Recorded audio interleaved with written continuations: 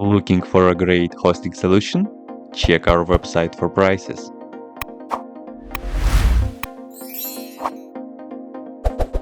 First, what you need to do is to update the server packages.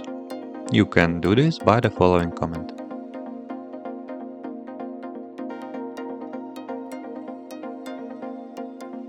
KeePassXC package is available on Ubuntu-based repositories, so you can install it directly as follows.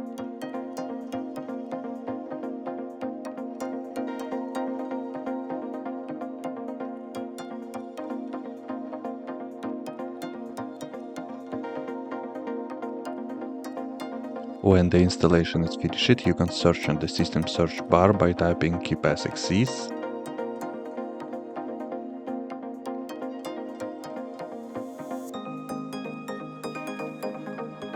as follows, or just by icon. KeePass will be launched as shown. That's it, now you can work with this. If you have any question, please leave them in comments.